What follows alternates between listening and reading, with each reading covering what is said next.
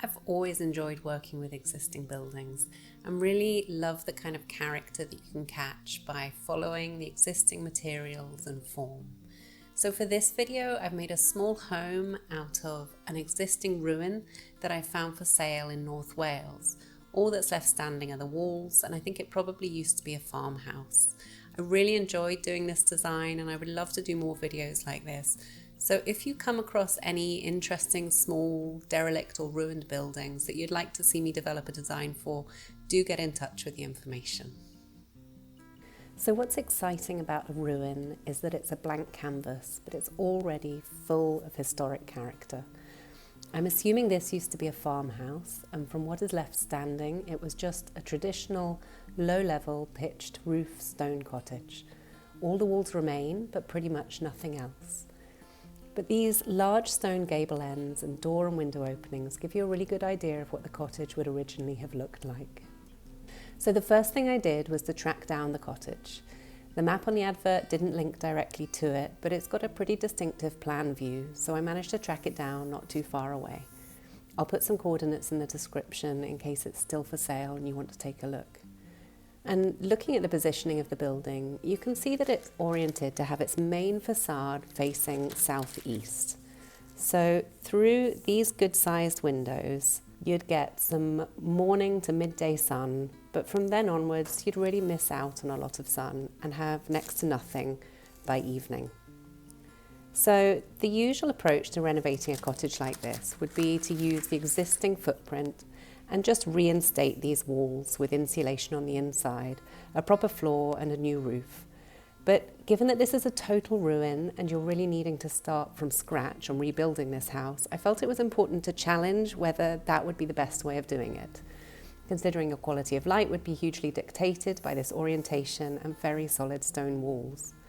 So taking a step back and looking at the sun path again, you can see that this whole end of the cottage will be catching afternoon and evening sun, as well as some really lovely rural views. And it would be a real shame to go to the effort of reinstating this building without taking advantage of that. Also, given that this is an exercise in imagination, I would really like to try and retain the spirit of this ruin. So I want this home to really feel the narrative of inhabiting a ruined cottage. So I don't want to approach this design as simply a fixing up and lining out exercise. I want to keep some of the drama of its current state. So I'm going to overlay my proposal on the existing plan so you can see what's going on. And I'll walk you through it from the entrance. So this is the original door to the centre of the property. But rather than enter the interior of the building here in my proposal, this is now like a walled courtyard that you walk through before entering the actual building back here. So right from the get-go, you're made aware that this house is in transition and has had different lives, the most recent of which was as a ruin. There's a little covered area here with a bench to create a threshold before entering this passageway that you could in fact step straight through and out the other side of the building. Or it could lead you in each direction to walk the full length of the building. So walking up this way, you enter what I assume would originally have been the main living space of the house.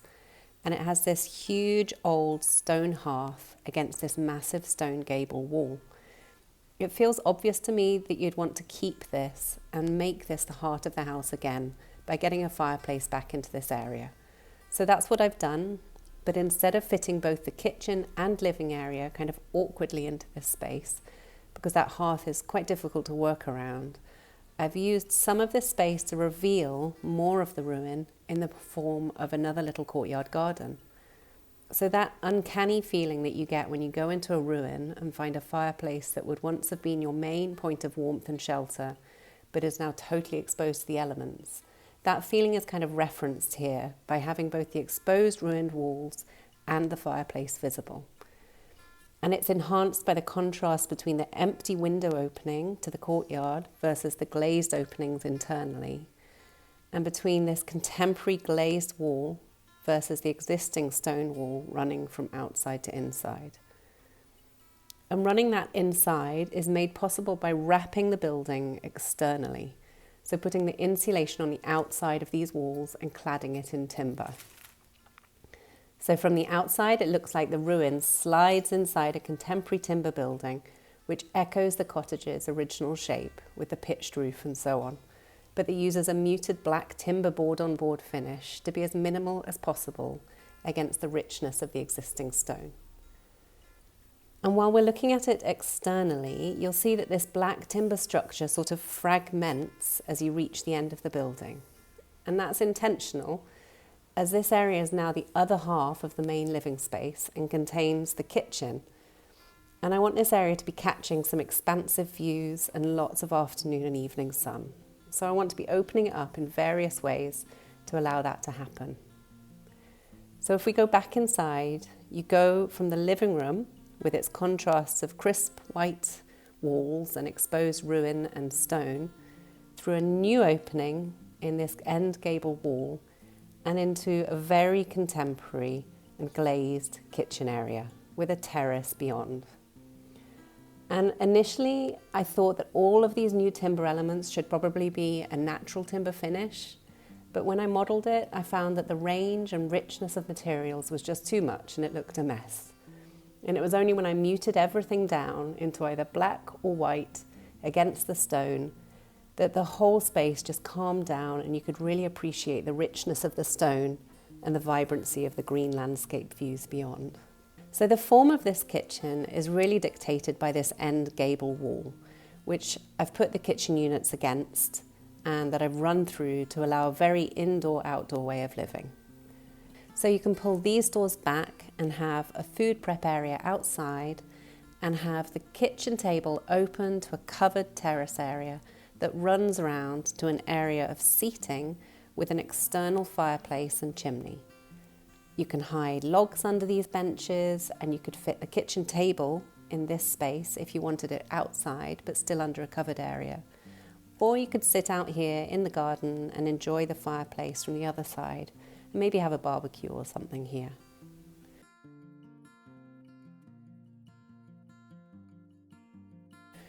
So going back to the plan, you can see that we now have a living and a kitchen space around this end of the building, taking advantage of the best features of the existing building and incorporating new elements to modernize the living experience. So if we head back towards the front entrance and go past it, you have a utility and coats area in this concealed cabinet here, and beyond that you have the bedroom and bathroom.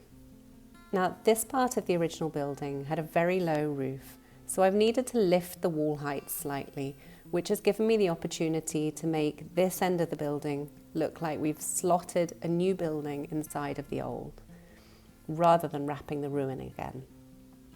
So that puts the insulation on the inside and leaves no exposed stone wall internally. And that means I can go full timber in here because it isn't fighting with the stone visually. So you end up with a sort of sweet little timber cabin with a nice tall pitched ceiling over the bed. And there was only one small existing window, so I've put a roof light in as well to brighten this space up. And I've also included one over the shower. And I like the way the warmth of this room contrasts with the rest of the house, as it's down at the other end of the building and is a very different space to the living areas. So the final thing to mention is that because I've stretched this new building across the length of the existing ruin and kind of connected the two ends of it with a walkway between, this has provided the opportunity for a very muted flat roof to run between the two pitched ends and sit along the top of the walls. And just adding a wildflower green roof to that will really continue the feeling of this being an overgrown ruin, and it would also replace some of the natural habitat that would be lost in reinstating the building. And that's it. I hope you enjoyed it. And as I said at the start, if you know of a ruin or derelict building, whether for sale or otherwise, that you think has loads of character and you'd like to see me develop a design for it, please do get in touch with the details via my website. And please do also like this video if you enjoyed it, share it with anyone you think would also enjoy it, and of course subscribe to see more of these tiny architecture projects.